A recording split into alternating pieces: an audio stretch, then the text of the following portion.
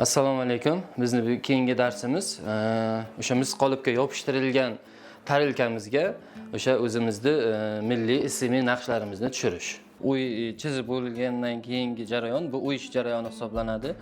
Uy ish jarayoni har bir ustaga ham anchayin zavq bag'ishlaydi, chunki o'sha siz chizgan, yaratgan narsangizni chiqarib ko'rsatib beradigan jarayon bu aynan uy ish jarayoni hisoblanadi. Bunda biz hozir uy ish jarayonidan boshlaymiz.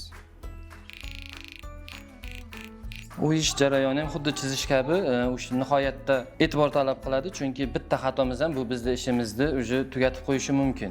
Chunki bitta xato bundan qaytib to'g'rilanib bo'lmaydi. Biz metallga ishlaymiz bu yerda.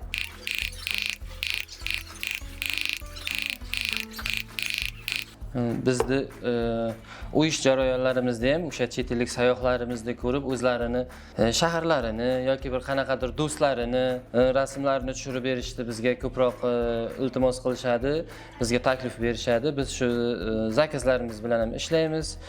Chunki bizning hunarimizda o'sha har bir ishlab chiqargan buyumimiz, har bir ishlab chiqargan misol tarelkamiz chunki 100 yillab turadi.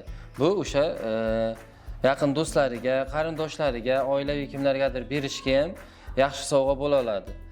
Chunki bunda o'zimizning milliyligimiz uyg'unlashgan, milliy tariximiz uyg'unlashgan. Shu narsani biz harakat qilyapmiz ustozimiz boshchiligida shogirdlarimiz bilan birga dunyoga ko'rsatishga. Bizning uy ish jarayonlarimizni ko'rib, tayyor bo'lmagan mahsulotlarimizni ham shu holatida qiziqib, shu tayyor bo'lmagan holatini ham sotib ketgan sayyohlarimiz juda ko'p uchraydi. Chunki qo'l mehnatida qadr bor, qo'l mehnatida o'sha milliyligimiz bor, qo'l mehnatida qancha sabr bor, qancha ko'z nuri, qancha vaqt sarflanadi.